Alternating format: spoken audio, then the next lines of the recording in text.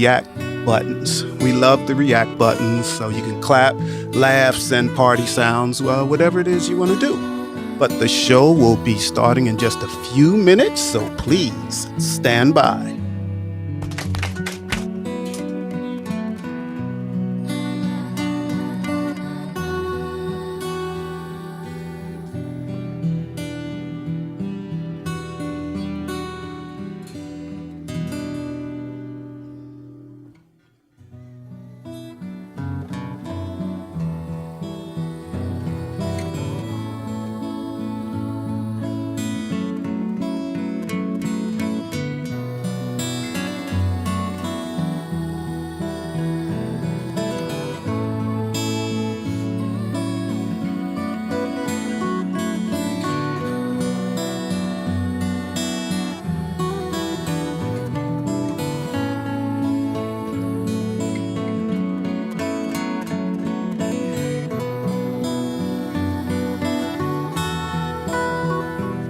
And any minute now, we're going to get right with it, so please stand by.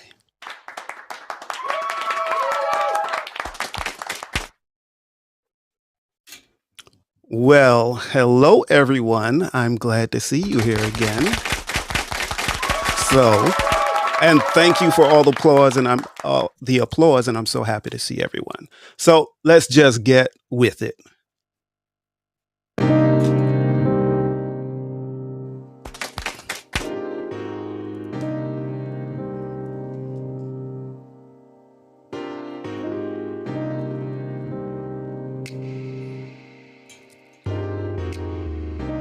Purchase your track today.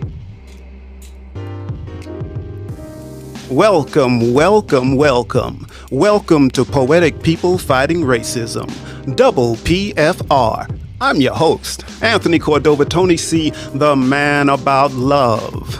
I'm also the co-host of I'm Right, where I have the privilege to be in a show with my beautiful, with my intelligent, with my incredibly gifted wife, Jill Cox Cordova, right here on Fireside. Here at Double PFR, we discuss racism and the caste system in the United States of America through poetry, through art, through music, using the voices of our souls, using the strength of our ancestors to heal the fractured country we live in and die in. Here at Double PFR, all souls are welcome. All people are welcome. Welcome to discuss the racism we live in. Come on in. We'll put our arms around you, providing a safe place for you, a home to protect you, a place where you're surrounded by hope, where you're surrounded by compassion, where you're surrounded by empathy, forgiveness, and love. Surrounded by love, surrounded by so much love.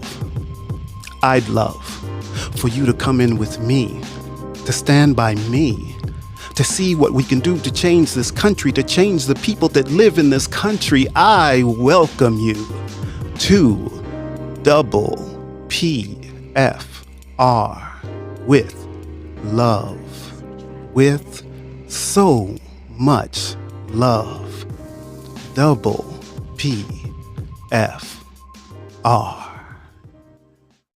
Ooh, I always like that. Always do. And thanks again for everyone that came here this evening. I love you all. I do want to say this about I love you all, because I say it often. And people may think that I am not sincere, but I really am sincere when I say I love you all. I do see all of you as my brothers and sisters and long lost cousins.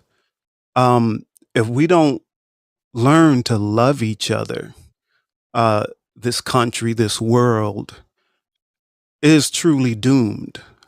So with the way things are going in this country, in this world, we really need to learn about each other and learn how to treat other people. Now, usually at this point, I go straight into the poem of the week, but I'm not doing that this time. This time, I want to bring up suicide because it's Suicide Prevention Week. And it came to my attention through a show on Fireside called The Conversation, hosted by Stefan. And Deborah Basha chimed in on the show also. And they pointed out something that happened recently. And I had no idea. But when I heard it, it just appalled me. So there is a suicide hotline for LGBTQ community, and it's called the Trevor Project. And it's a suicide hotlines for children from age 13 to 24, which is a really good thing. I'm also bringing this up because suicide is a very serious thing. And I was suicidal. I was depressed most of my life. And I was definitely suicidal. I just didn't want to be here anymore. Just didn't want to be here. So that I'm here at all and being so positive and trying to love everyone is really a great thing to me. But what happened with the Trevor Project is, finally LGBTQ community and especially our young kids had a place to talk if they felt suicidal because of their condition, because of who they are and the way people treat them. So this organization called 4chan, number 4, and then Chan, CHAN, trolled the hotlines. They were calling the hotline every 45 seconds to block the hotline. So people that really needed some help couldn't get any help. So their goal was that people in the LGBT community, especially the young ones, would die. They have so much hatred in them that they just want to kill someone that's not the same as them. Not the same. Someone that's other. And I talk about other a lot in my manuscript. But the thing is that most of us in this country are other. Most of us are other. There's about 43% of the people in this country are other. And I mean other than Caucasian. And now when I say Caucasian, even nowadays it's clear that other is even women that get pregnant. Other is white women that get pregnant, fall in that category of other, and which is insane. On the last episode, the call to action was to look around and see if you can identify someone that I would consider part of the Blue and White Eyes. And as you know, in my manuscript, I divided the Caucasians in this country up into two categories: the Blue and White Eyes and decent white lives. Okay. Now, I can run down a quick definition of the Blue and White Eyes again. So the Blue and White Eyes are some of the people with white skin that believe their European blood makes them pure. Blue blood running through their veins, making them better and supreme than anyone with color in their skin. So that's a basic different definition of a blue and white eyes.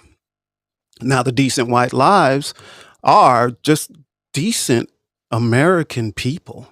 Uh, they don't wish anybody harm. They surely are not going to call the Trevor Project and try to tie it up so people would die, specifically LGBTQ children, which is insane.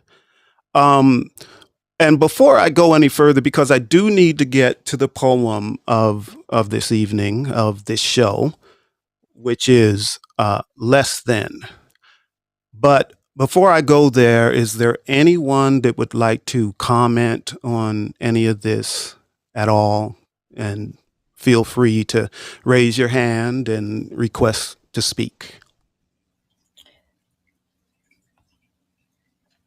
Stephanie is on Okay. the stage, sweetheart. Oh, hello, Stephanie. It's so good to see you. It's so good to see you and your beautiful wife, Jill. And I just wanted to hop in before we have the honor of hearing this poem. But I wanted to say that what's critically important to me is that people understand that the reason marketing works is that repetition, repetition, repetition makes things true in this country. And words matter. The normalization that we are seeing now, the amplification of racist concepts, thoughts, ideas, the excusing away what happens to Black people, the ignoring of systemic racism in this country is dangerous, and it's a threat to our democracy. Outside of that, it's inhumane. So I just wanted to pop up and say I stand not only in solidarity with you, but I love you as well. We Well, are sisters thank and you. brothers. I see you as such, and I'm grateful for this show. And that is all I wanted to say. And I appreciate you letting me come up and make a comment, Anthony. I am really happy that you came up, that you're here. And if you don't mind, I would like to use you as an example of how we should treat other people, even people we don't know. Doesn't matter whether they're black or white or Asian or Mexican or Honduras. It doesn't matter. But let's see. Are you still on the stage, Stephanie? Oh yeah, you're still there. So you can either leave it up to me to tell this story, and you've told it a couple of times, but it was about a desk that you were selling. Would you like me to tell that story? I'll probably give the abridged version, Oh, but Anthony, or would I'm you like to honored that tell that you story remember again? the story. Oh, No, I absolutely remember the wow, that's story. amazing. No, I'd love to hear you tell it. I'm honored you know that story. I had to think for a minute. I'm like, oh, that's nice. No, please go ahead. It's Okay. Okay. So Stephanie had a desk that she wanted to sell. She didn't need it anymore, so she put it up for sale. And a woman called her about the desk, and I'm going to do this real quick, Stephanie. So the woman called her about the desk, and Stephanie said, "Yeah, I still have the desk. You know, if you want it, come on, get it. I'll put it out front." And they agreed on a price. So the woman gets there, and I think she may have sent Stephanie a text or something before that and saying, "Can you take a little bit less for the desk?" And Stephanie said, "No, no, the price is the price. You know, just come and get it. You know, it's ready to go." So the woman came there, and I believe it was on Mother's Day. So this woman came on Mother's Day with her child with her also to get the desk. But in the meantime, Stephanie started thinking, why why this woman's out on Mother's Day, she's looking for something for her daughter, and why do I have to just sell it to her? Why don't I just give it to her? And and if I recall, Stephanie went out to the desk that she had already put outside for the woman to pick up and wrote her a note. The desk is yours. It's free. Now, that and I might need Stephanie to come up and chime in, but before then, Stephanie wasn't giving anything like that any thought, even when she spoke to the woman earlier. The price is the price, come get it, not thinking more about the woman and what her situation is, and maybe she needs some help. And what it gets down to is the price she was going to get for the desk didn't matter. She didn't need that money. That money from the desk wasn't going to make her or break her. So she saw someone in need, just a person. Didn't know her from anyone else, but she did treat her like a family member. And she just gave it. She just gave it from her heart. And it made the woman so happy you could not imagine. Now, I'll switch to me. I used to sell stuff at a flea market. And sometimes, usually it was a elderly person, would come and they would look at an item and they would pick it up and look at it and put it back down. And they would pick it up and look at it and put it back down. Then they'd walk away. Now, this item was I was selling it for like $4. And they'd look at it and put it down and walk away and then come back in 10 minutes, look at it and put it down. So this particular woman, I walked up to her and said, "Hey, are you interested in that item?" And she said, "Yes, I am." She said, "But I can't figure out whether I can afford it or not." Because this $4 would have made the difference on whether she ate that day. Now, she didn't say that to me, but I could feel it from her. So I just handed it to her. I said, "Here, it's yours. You can have it." And she said, "Really?" I said, "Yes, really, it's yours. You can have it." And she started to cry. And it was, you would have thought I gave her $1 million. So that's all we have to do. Just help someone, treat people like they're people. The poem I'm doing tonight is called Less Than. And I'm going to go into depth about less than and how we view different types of people. So all of that gets me. But before I get into the poem, is there anyone else that would like to chime in and say anything? Anything at all is fine. All right then. Oh, well, here we go. We got Really Charlie. He is new to Fireside and we love him a lot. Hi, Charlie. How you doing? Can you hear me?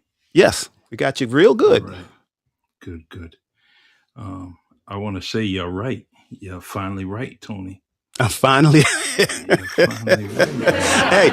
Hey, look, I know this is a serious show, but I even want to laugh on this show.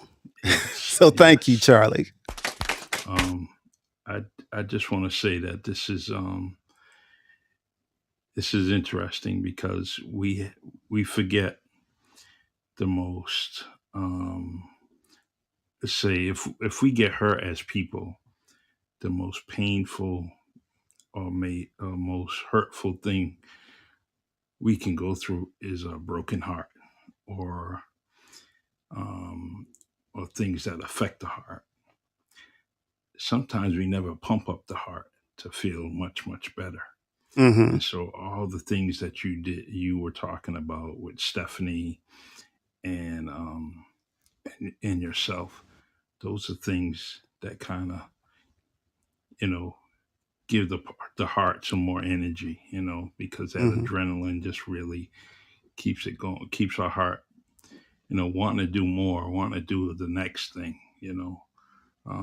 So I just wanted to say that thank you. I love you, of course, Love you too. and keep up the good work. Thank you. I will try. All right, brother. Take care. And thank you for all the applause. That is wonderful. All right. Without further ado, I will get to the next one unless someone else has a comment. Otherwise, I will get this launched. Going once, going twice. All right. Here we go.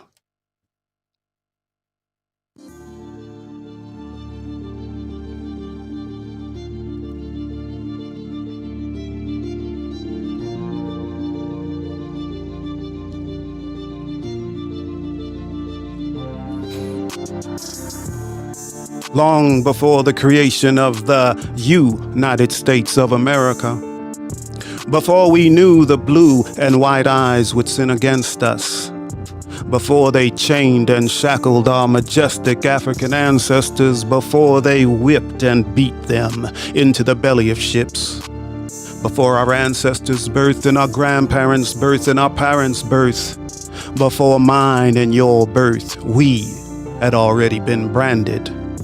We had already been marked and targeted as less than. Less than for the melanin in our skin, less than for the darkness of our skin, less than because we appeared to be different than them. Because of the color of our skin, less than. Using less than as a false premise, the blue and white eyes told themselves it was their God-given right to enslave us. They told themselves it was their God-given right to forcibly remove us from our homeland in floating prisons of death and disease, from western shores to eastern shores, to sea to shining sea. They told themselves it was their right to sell us and trade us. They told themselves it was their right to chain us, to whip us, to work us to damn near dead, to hang us and blame us, to maim us and brand us and hunt us and rape us and burn us and, treat us like mules and fools that had no soul or heart or brain. They told themselves it was their God-given right to commit these atrocities against humanity. They still don't see the insanity and the reality in crimes against humanity. God-given rights in the minds of the blue and white eyes tell themselves lies about who would live and who would die. About who would live and who would die. Living and dying. Living and dying and dying and dying. All right, that is it. Ooh, that is done. Yes, a lot of these really make me emotional. I was emotional when I wrote them. I get emotional when I recite them. So, excuse me. Hey, So, sweetheart. yes. I'd like to point out who's all in the audience to give you a moment. Yes, I'm ready. Well, actually, now I can see. I got to Oh, adjust you my can see glasses. yourself? I see Connie and Stephanie and really Charlie. I see Jill. And I am Soul. I am Soul. And I see Shaka, which is my oldest daughter. And then I see me, and I see Stefan and Charlie. This is the other Charlie, Charlie the man. I see Camille, and my buddy Woody that we go bike riding together every weekend. So, yes, I do. Yeah, that's an inside joke. Firesiders get it. Okay. So yeah, and I'm so glad to see my sister-in-law Connie here. She's wonderful and just has a wonderful heart. She always sees the positive in everything most of the time, except when it comes to politics. So yeah. All right. So do we have anyone that wants to have any comments on the poem? And here is Stephanie. Come on up. I am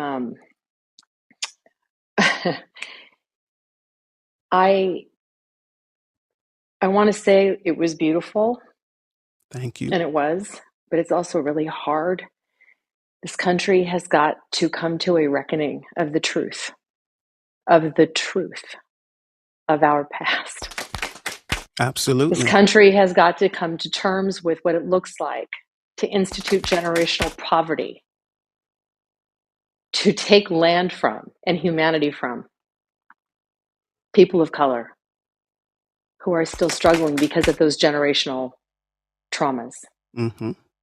And I just want to say I'm grateful that my kids are out and that I could be here for this because, Anthony, it wasn't only beautiful and tragic in its words, but the way that you spoke it just rocked my world.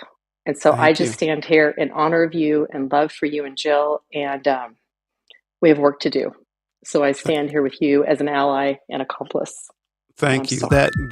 That means a lot to me.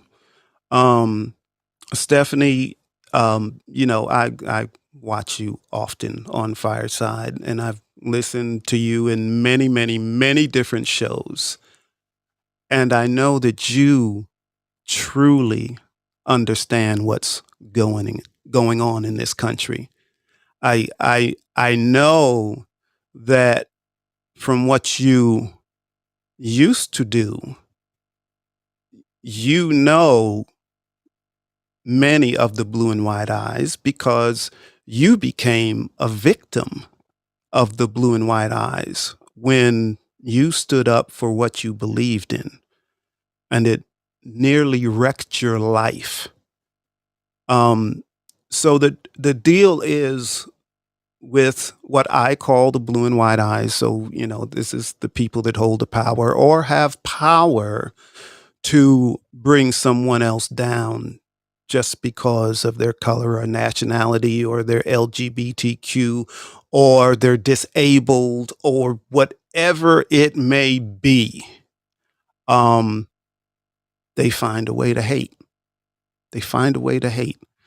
I said it in the last episode. I've traveled all over this country, and people will find the largest minority where they live, and they will hate them based on nothing, like absolutely nothing.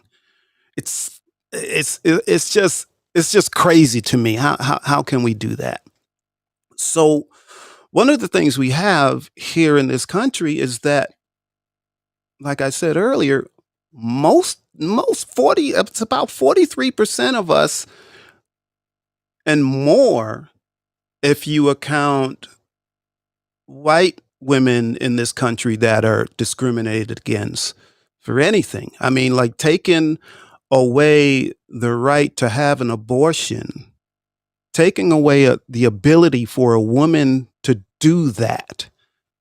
Now, I'm not going to say whether it's right or wrong, but it's her choice.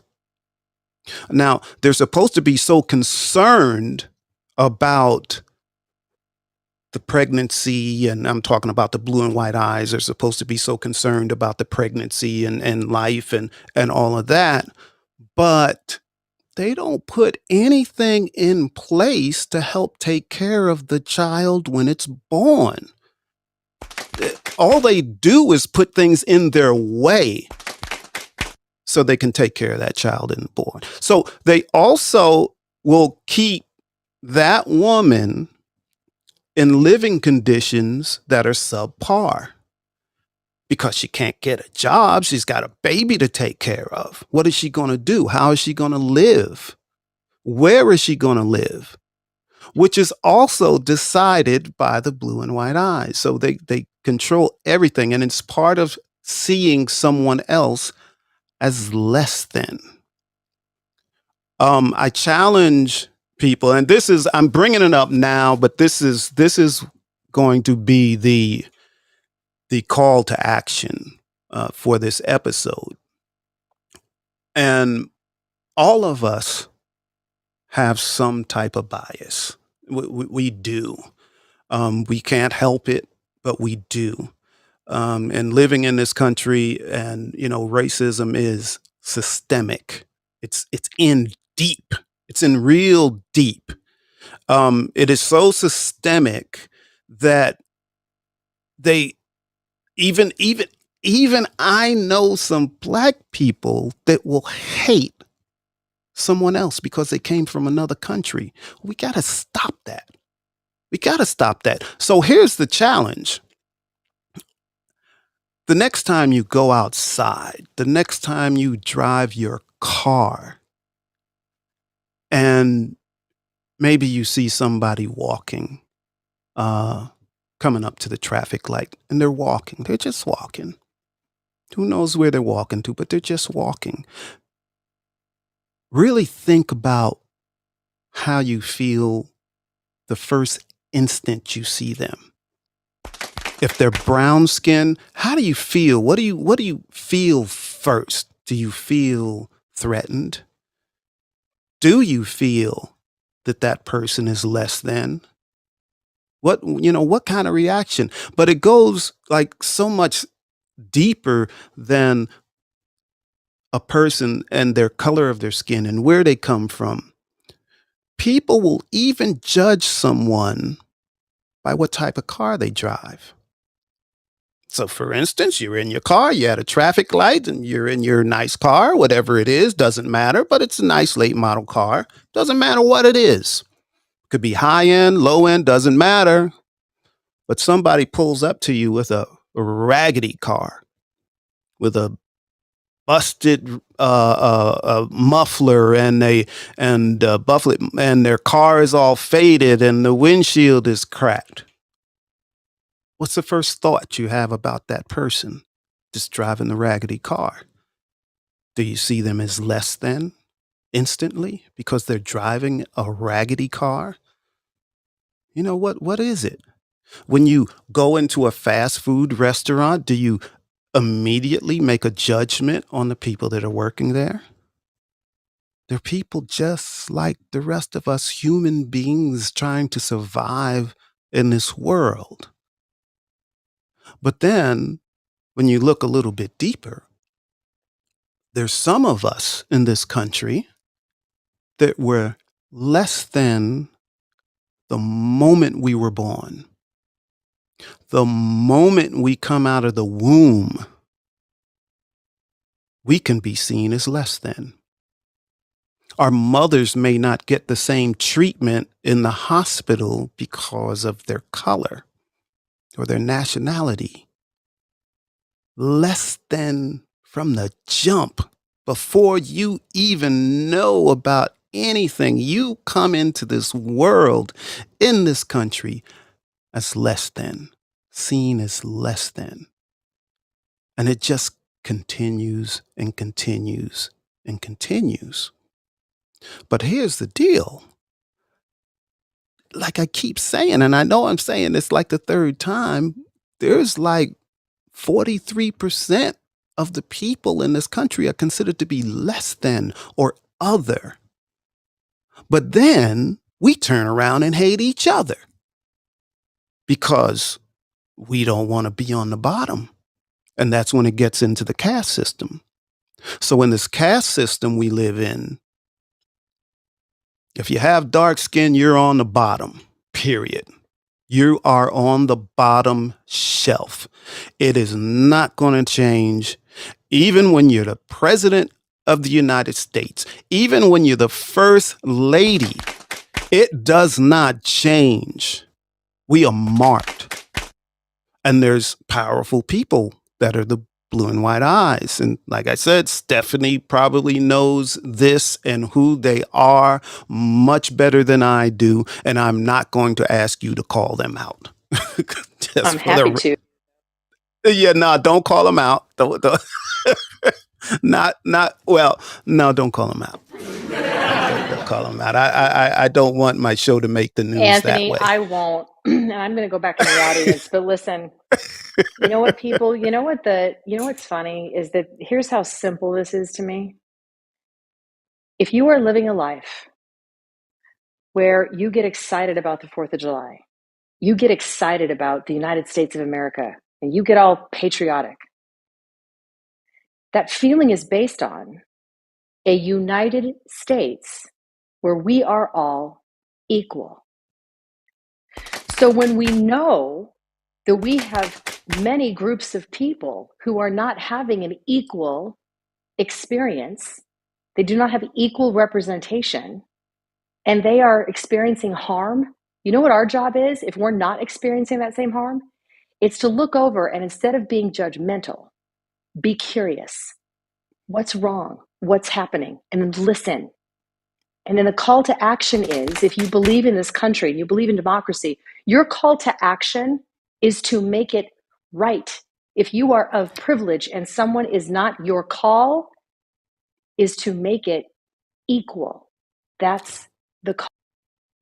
Yes, and you are absolutely correct. But here's the question I pose: what's their incentive? They have no incentive. Their life is good. Everything's well. They have good jobs and nice homes, and their lives are good. The hardest thing they have to figure out is whether they're going to put in a built-in pool or not, or where they're going to go on vacation, or are we going to get the Ferrari, or we're going to get something else? And not everybody is like that, but they don't have the worries that the people that are considered less than in this country have. Now, they will say, forget about it, move on, let it go. But imagine if someone said, hey, I want you to start a business. But in this business, I'm going to make sure you're successful. So you don't have to pay your employees. You can just work them and work them and work them. All you have to do is feed them. Oh, and actually just make them feed themselves. Yeah, that's all you have to do. And actually make them make their own clothes too.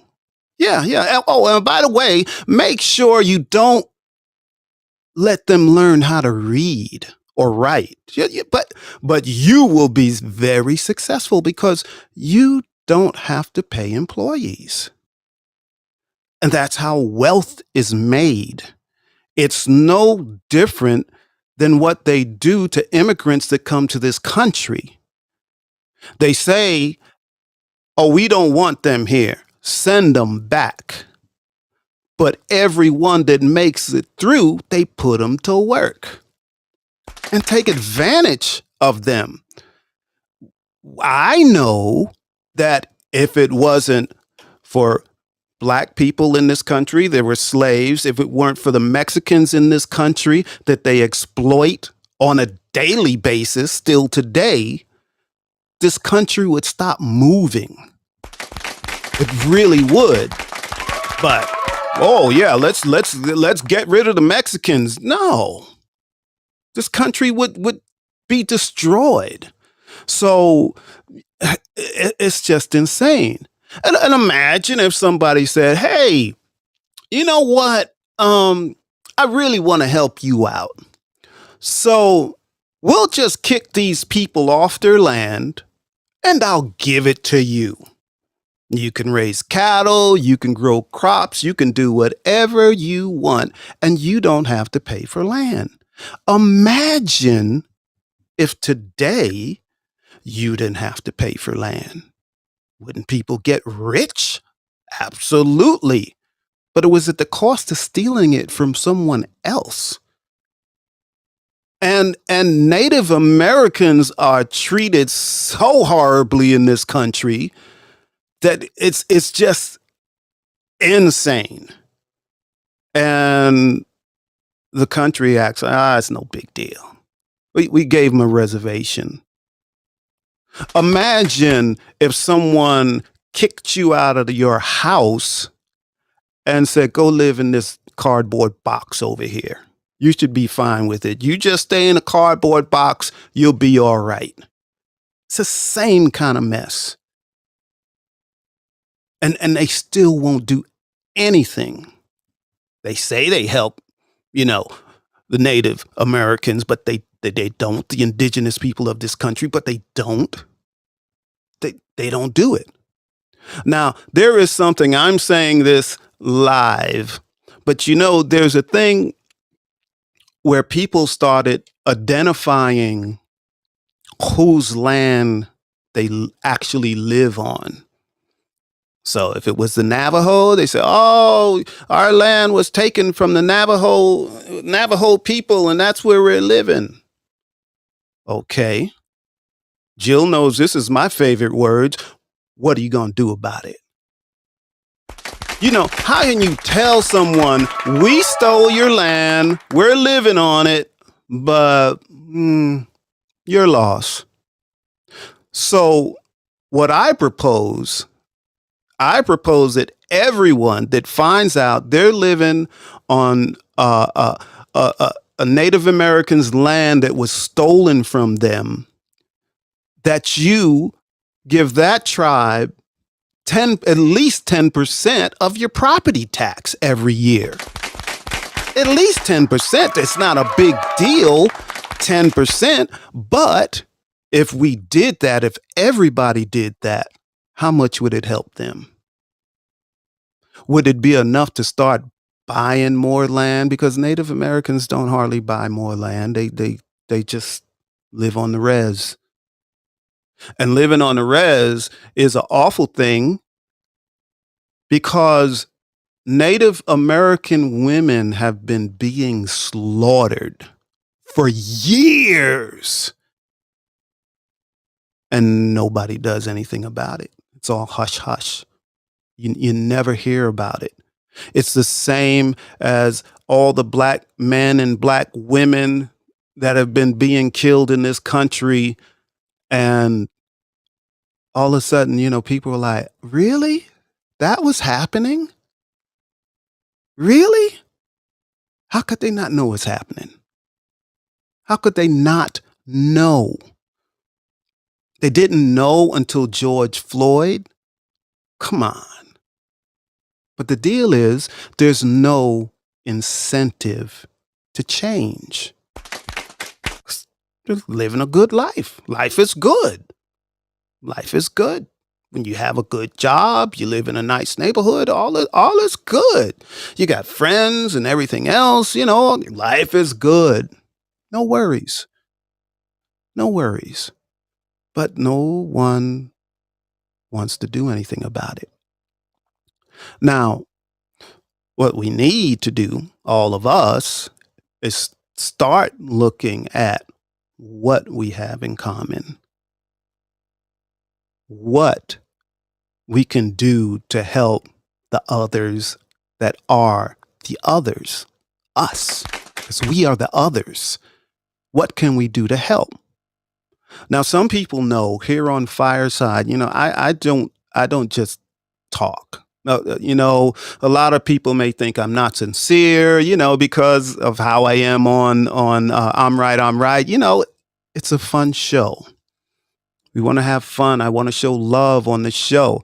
But, you know, that show, as simple as it seems, was also designed to bring people together.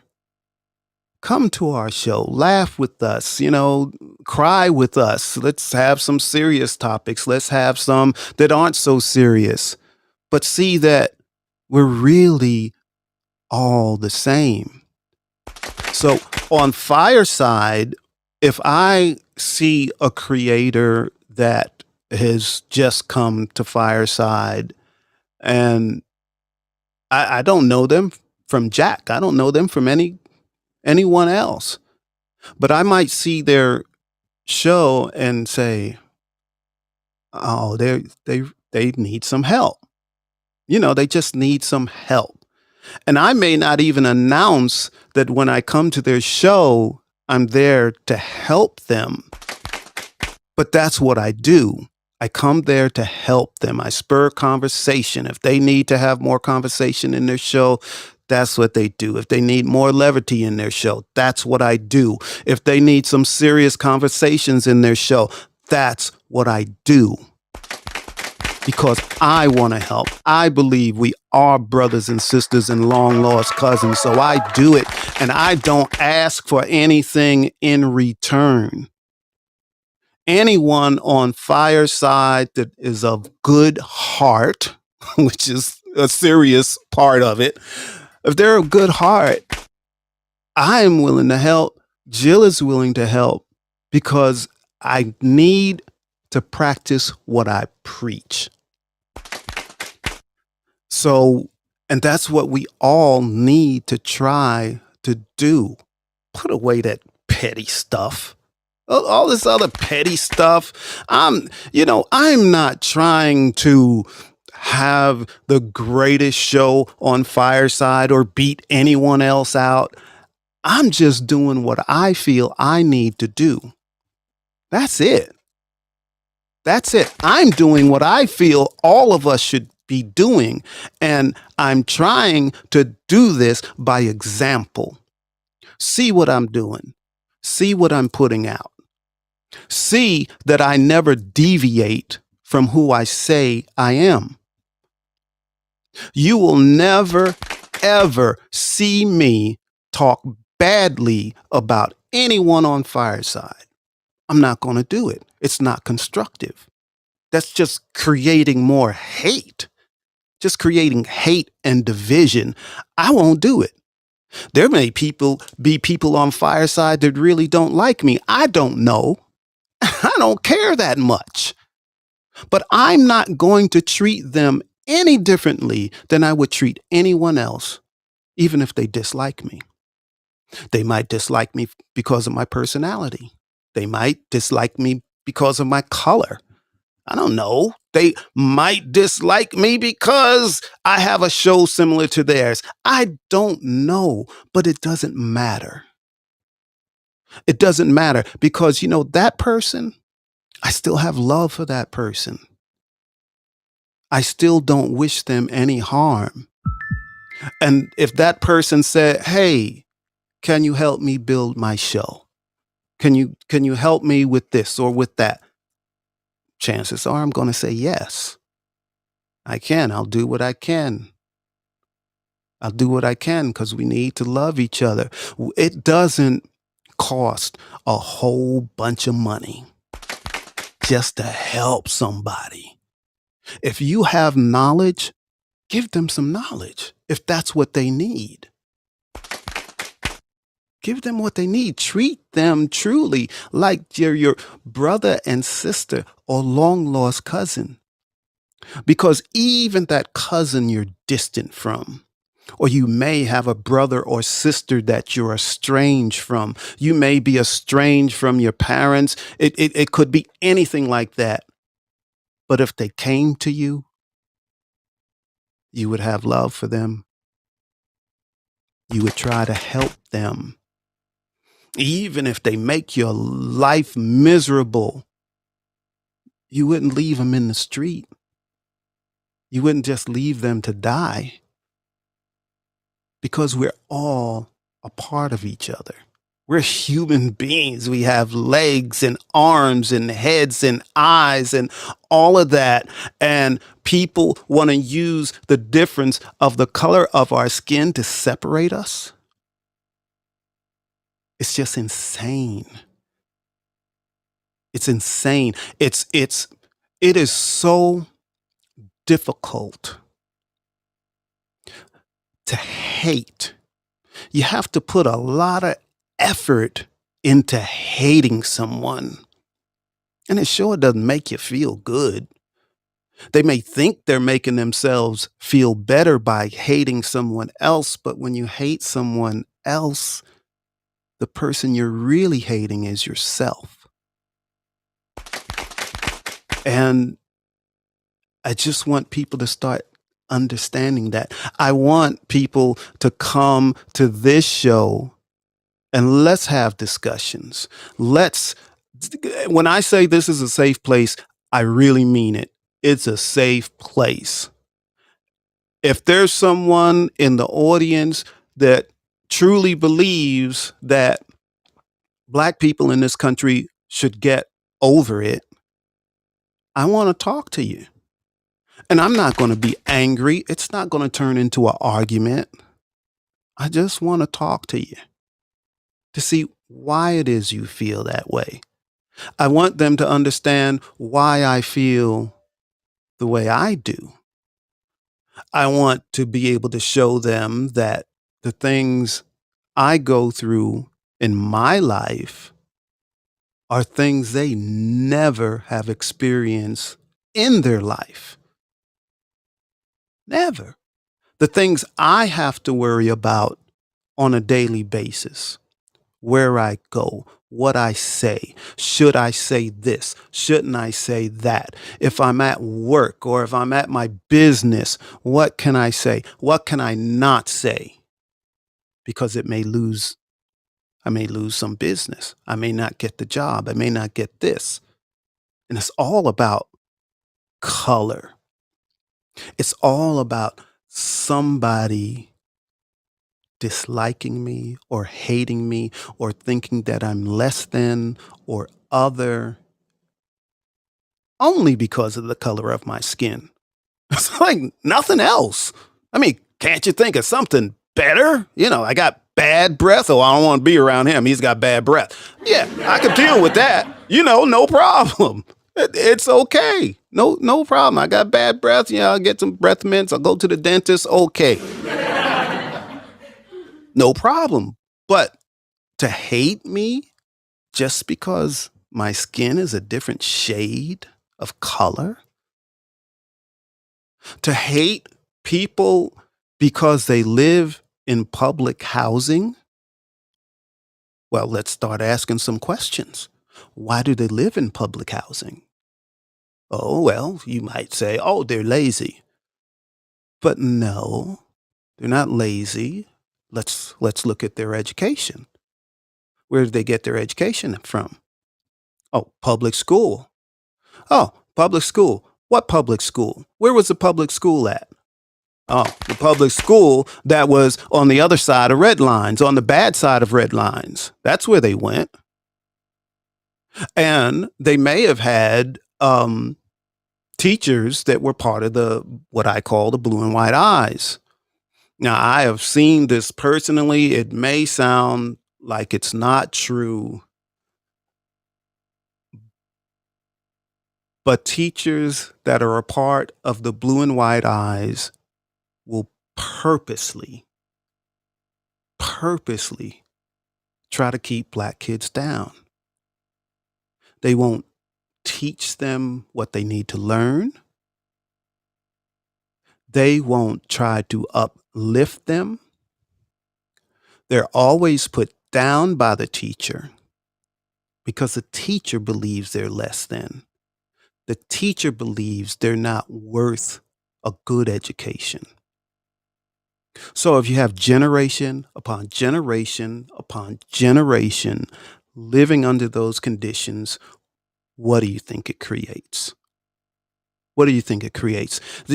A person has no idea of what a better life is because they've never seen a better life ever. They haven't seen it in themselves. They haven't seen it in their parents. They haven't seen it in their grandparents and their great grandparents. So why are they in the shape they're in? A lot of it is not their fault. It's where they were put. Back in the day, they used to call it welfare. And they made sure, the blue and white eyes made sure to break up the family, to break up the black family. So you couldn't get welfare if you were married. So people had to actually get divorced and break their family up in order to get the benefits.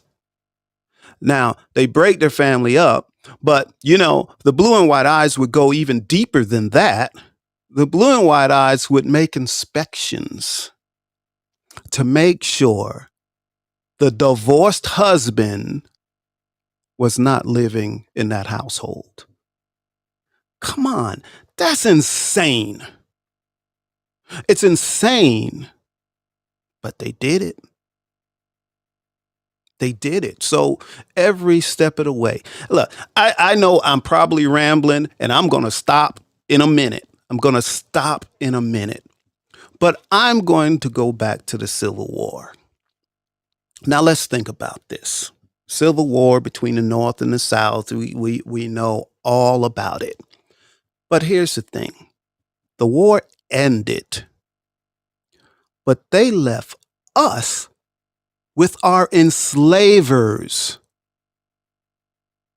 What do you think would happen or would have happened if, in World War II, they left Jewish people with the Nazis? It's the same thing. They left us with our enslavers. They left the slavers in control. They didn't change anything. And then they made sure they kept Civil War monuments up to give black people a reminder. You're not really free. You're not really free. So all the black people had no place else to go but to work for their enslavers, because otherwise they couldn't survive. And then when they went and worked for their slavers, they were basically in the same kind of conditions.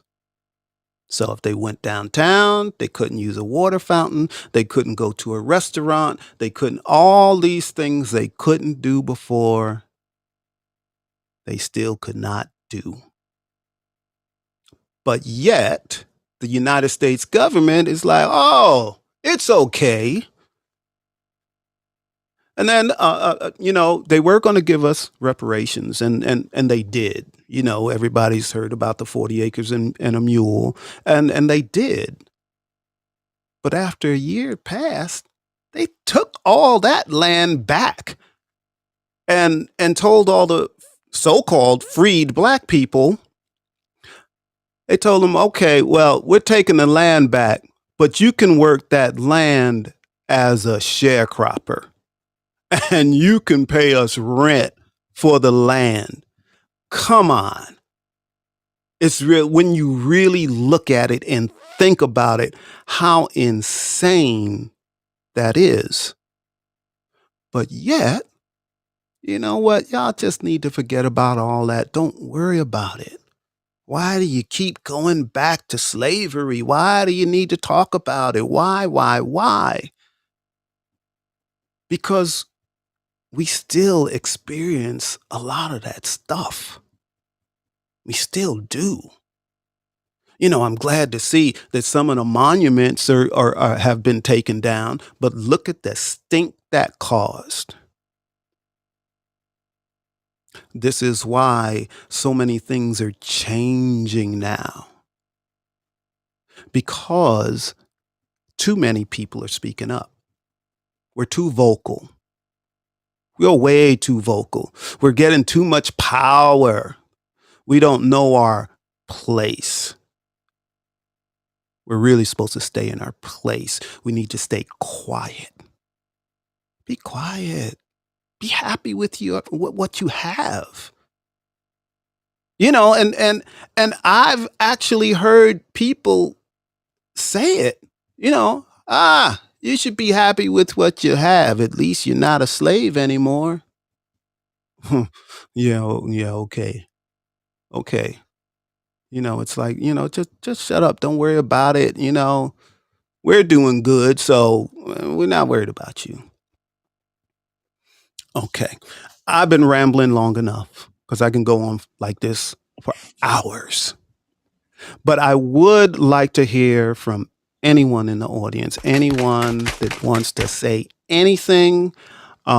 It could be about something different. It could be about something you experience in this country. It could be how maybe you don't want everybody to get along. You might think, why should we do that? Why don't we just all stay in our own place and all is good? Maybe that's how you feel. I don't know. But I don't Well, know unless I talk to you. well, I don't sweetheart, know. we've been getting written comments all night. Okay, and I haven't been looking at those. So, Jill, will you clue So us in yes, I would like to read them, and then I have put. on the stage? Yes. Gotcha. Okay, so first let me read. Really, Charlie said applause for Stephanie, and I agree. Stephanie, I have so much love for you as well. And Stephanie also said so much love for you and Jill. So excited about the show. After you read your poem, Really Charlie wrote, love it. And Really Charlie also says there's a book titled Wilmington Lies that explains a lot. And he also has a Cool. poem. Oh, Charlie, we're going to hear your poem. This is what this show is about.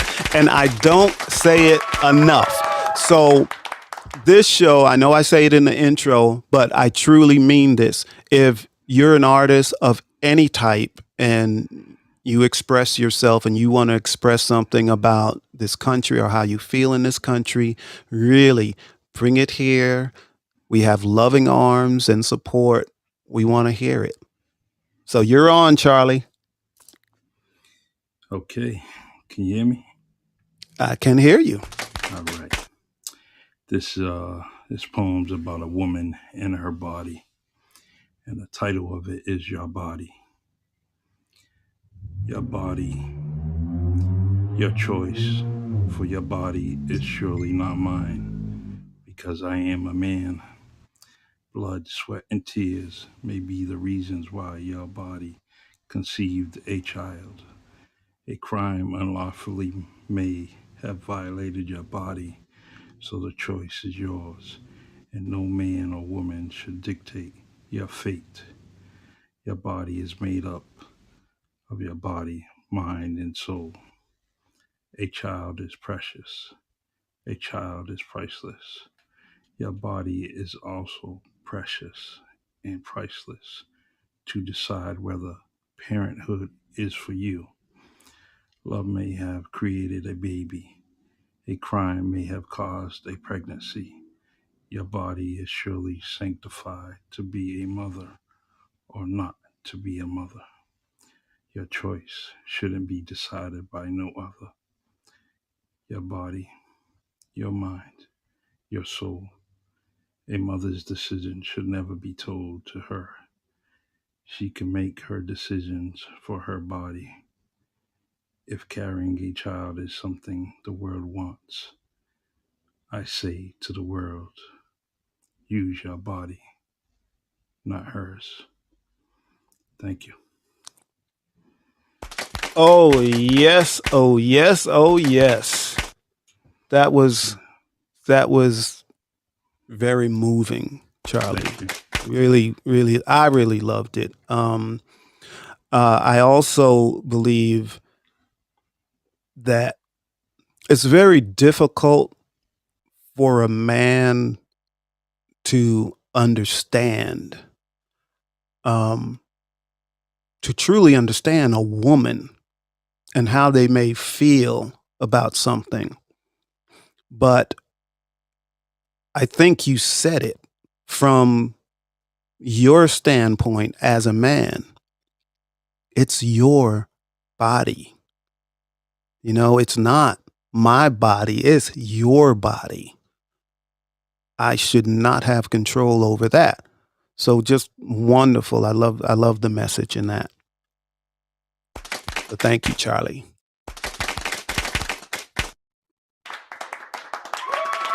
Woohoo! That's beautiful. Oh, that is beautiful. We have Graciela, one of my favorite people. Hello, Graciela. Well, first of all, really, Charlie, that was awesome. Thank you for that. I speak for women everywhere when I say thank you for advocating in the way that you do and all that jazz. And, what inspired me to come up? First of all, what I heard from the moment that I got here, I host a book club, so this is why sometimes I'm late to your show. But book club was awesome. And Good. thank you. What inspired me to come up was you mentioned something to say about our country, right? Or just a poem in general. And I feature poets in my newsletter. I've only featured myself once in a year. Why is that? Well, I know because I'm interrupting, but why is that?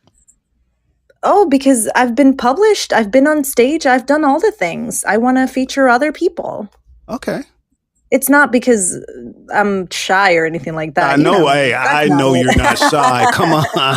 Yeah, I was just curious. I was curious. It's not a self-worth thing or anything like that. I really want to feature other people because I know how amazing it feels to be featured, right? So I want to feature other people. But this poem, I actually forgot that I had submitted it for this publication, and this magazine just arrived, and it's called Death to My Country. And it's bilingual, but I'll read the whole thing in Spanish. In English. Sorry. I'll read the whole thing in English. Thank you. Thank you. I know, right? So let's see how I can translate this live. Okay. So, Death to My Country. The static gesture. Is that the word? Gesture? Yeah, gesture. Sorry. The static gesture does not move seeking one star.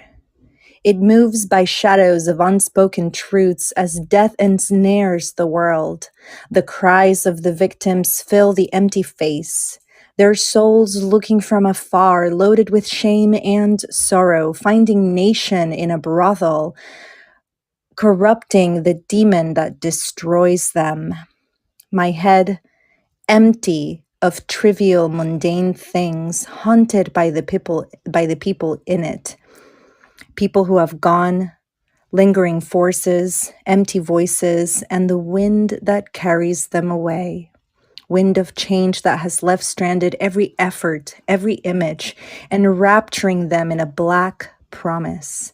Another brick to fill the wall of the mundane and the daily that keeps recycling itself, that will someday crush you flat as you succumb to your own misery, the smile that haunts and shall be the death of you, and you, observing statically from the confines of the history of your reality, with 1,000 solutions and resolving to do nothing. Stay observant and die. Man, dun dun dun. that was powerful. That was I just love that. That was very powerful. How long ago did you write that one? A while ago. This was written, I would say around 2007. Wow. Yes, 2007, and it's clearly related to whatever political waters were happening in Puerto Rico at the time, but it's really about the type. See, I'm pretty sure that my own upbringing has a lot to do with it. I grew up, and I've told you about my dad, who was kind of like pro-independence, right? In Puerto Rico, we have the pro-statehood, and which are like the Democrats, and then we have like the pro-independent party that just wants Puerto Rico to be its own thing, right? And my dad was an independent one, except he never voted. Oh, okay. He he was those that would, avoid the topic of politics because he had a dream for the island, but he never did nothing for it, right? It Hmm. just wasn't a priority. And so this has something to do with that. I've never been the type of activist to just make signs and go out there. I like to just, submit my vote quietly or submit my donation and whatnot, and Hmm. not necessarily go out of my way. But I do perform my right for activism and all of these things, right? And this poem is really about the person that just stays there and does nothing. You may have an opinion, you may have a belief, and the world moves around you, and you're just there. Like, there's so much you could do. That's But right. part of the problem is that we don't believe that we matter enough to make a change, right? It's like, I'm just one person. Like, what can I do all on my own? But when we get together, that's where the power is, right? That is exactly correct. And you've written that long ago, and you wrote it about Puerto Rico, but it applies here. Oh, yeah, that's why I brought it up. Yes, it does. It applies It applies here. to all, Yes, right? And thank you so much, absolutely. Charlie. I saw that message. Oh, that was fabulous. So, you just asked, what are we supposed to do? Some people say, what are we supposed to do? Right, If we get together, we can do a whole lot. right, So, like you said, you're not the one to go out and march, but you're the one that writes. You're the right. one that gives a voice Hmm. to the rest of us. I am the one that gives a voice to the rest of us. So what can I do as an everyday activist? I can write. I can speak. I can launch a show on Fireside. This is what I can do. I can help someone that needs some help. These are the things I can do.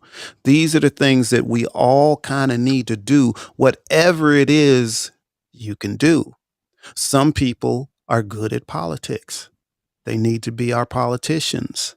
Whatever it Right, is you do best, you do it, and we'll help each other. We'll do it together, because really the 43% of other in this country, that's all we have to do is stick together and right. stop separating ourselves from each other, because that's what we do. Oh, that's where they live. Oh, that's where they live. Or that's where they live. No, we need to start getting together with this. Doesn't Hmm. matter if whether we speak a different language. It doesn't matter. And I really just get crazy about LGBTQ, because we're all people. We're just all people. So why are you going to hate them because of who they want to be with, who they fall in love with?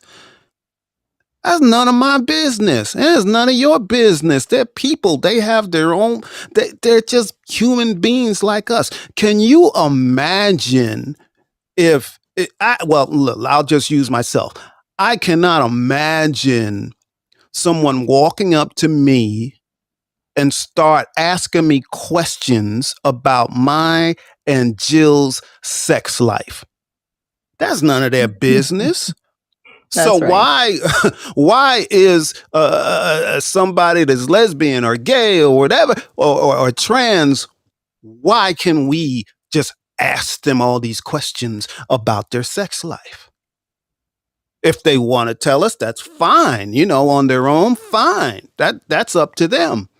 But that's not our business. We're not treating them with respect, like a human being deserves respect.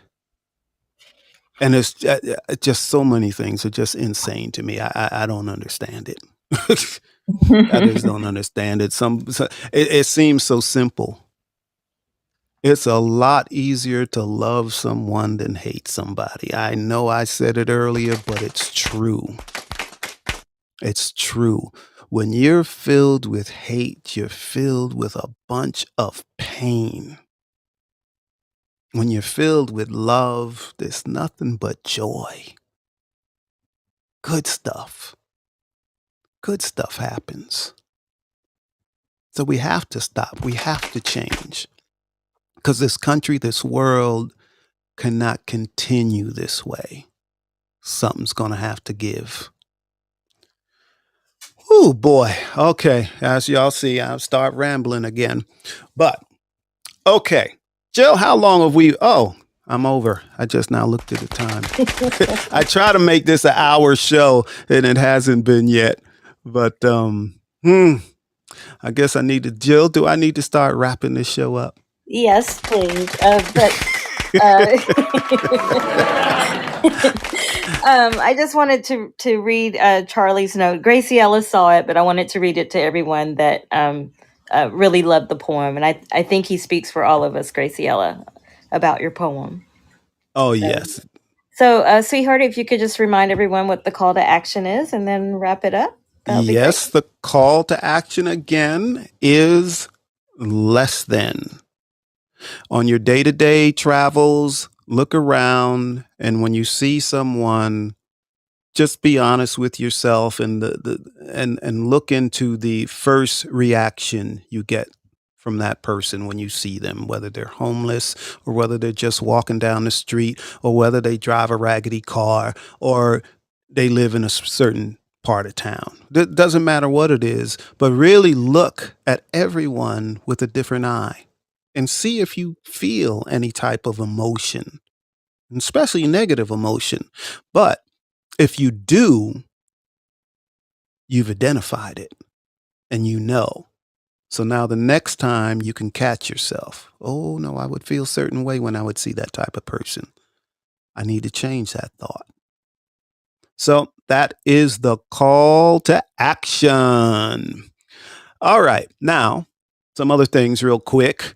Our next show will be on October 1st, and that's going to be Living and Dying. So where I ended the poem today, the next episode will be Living and Dying, and we will talk about that. We may have a guest on that. I booked someone, but we need to see how that goes.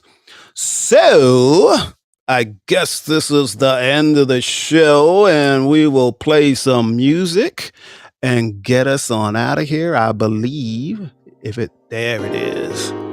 So we're going out, and I want to thank, who do I want to thank? I want to thank 29 Beats for this music. It's called Choral. And I also want to thank Area the producer. And that's the song I played during Less Than, and it's called Destiny. And you can check them out on BeatStar. I also want to thank Jill, my producer. And I also want to thank the audience. The audience is tremendous, tremendous, tremendous. I love you all for real. And I also want to thank the new listeners, General Admission. General Admission have really turned out. They weren't here tonight, but they have been listening to the replays and following by more than I've ever been followed by before. So I want to thank all of them and all of you again. I really do love you all. Until the next time, October 1st, where I will see you again.